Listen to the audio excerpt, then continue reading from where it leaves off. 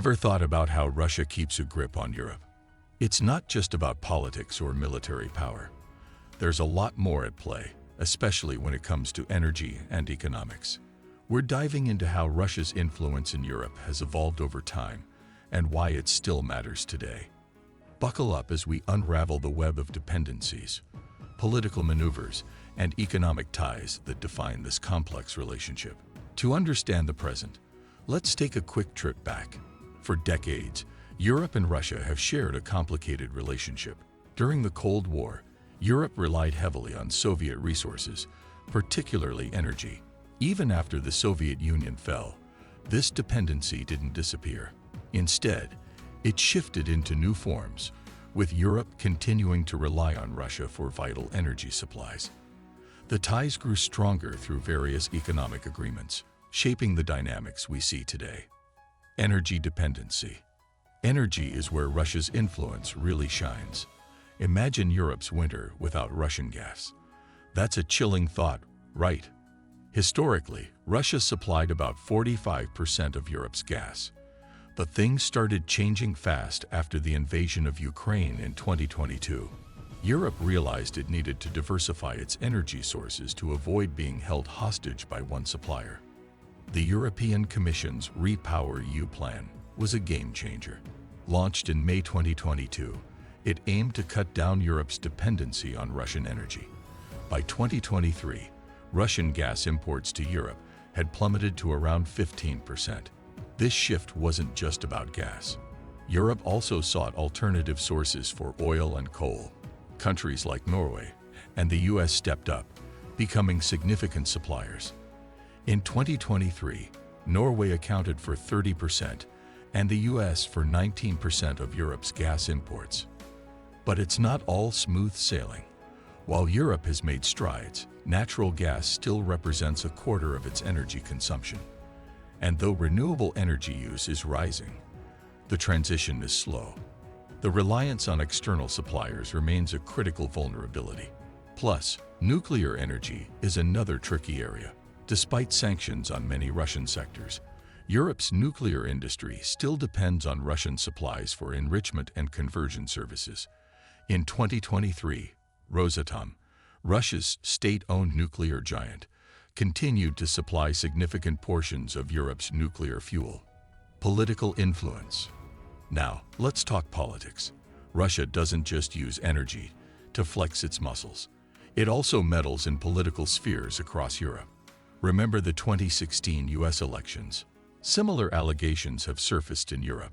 Russia has been accused of supporting political parties and movements that align with its interests. These moves aim to create discord and weaken European unity. There's more. Russia's tactics include cyber attacks and spreading disinformation. The goal? To undermine democratic processes and erode public trust in institutions. A notable example is the alleged interference in the Brexit referendum, where Russian bots and trolls spread divisive content to influence public opinion. The European Union has been responding with various measures to counter these influences, strengthening cybersecurity, increasing transparency in political funding, and enhancing media literacy among citizens are just a few steps taken. However, the shadow of Russian interference continues to loom large over European politics. Economic ties. Beyond energy and politics, economic ties bind Europe and Russia. Trade between the two is extensive, involving a range of goods and services. Even as energy trade has dwindled, other sectors continue to thrive. For instance, the European automotive industry imports significant amounts of metals from Russia. Then there's the financial sector. European banks have substantial investments in Russia, and vice versa. These economic interdependencies mean that sanctions on Russia often have ripple effects on European economies. Despite the sanctions imposed after the Ukraine invasion, trade in certain areas, like nuclear fuel products, has increased.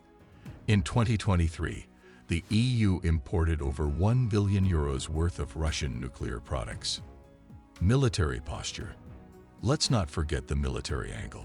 Russia's military presence in and around Europe is a constant reminder of its power. The annexation of Crimea in 2014 and the ongoing conflict in eastern Ukraine are stark examples. These actions have led to increased military tensions and a re-evaluation of security policies in Europe. NATO has been bolstering its presence in Eastern Europe, with more troops and equipment deployed to deter Russian aggression. The Baltic states and Poland, in particular, have been vocal about the need for greater NATO support. This military buildup is a direct response to Russia's aggressive posturing. European response. So, how is Europe fighting back? Diversification is key. Europe is investing heavily in renewable energy, aiming to become the first climate-neutral continent by 2050. This shift reduces dependency on fossil fuels, especially from Russia. Initiatives like the European Green Deal are crucial in this transition. Europe is also strengthening its political unity. The European Union is working towards greater cohesion in foreign policy and defense. Efforts to improve cybersecurity and counter disinformation are part of this broader strategy. By presenting a united front, Europe can better resist external pressures. In the end, understanding how Russia controls Europe gives us an insight into the intricate balance of power, energy, and politics on the continent. If you found this breakdown intriguing and like to dive deeper into geopolitical dynamics and uncover the truth with us, then subscribe to Explore in 24 and never miss an episode. Hit the bell icon to stay ahead of the curve. Your journey to understanding the world starts here.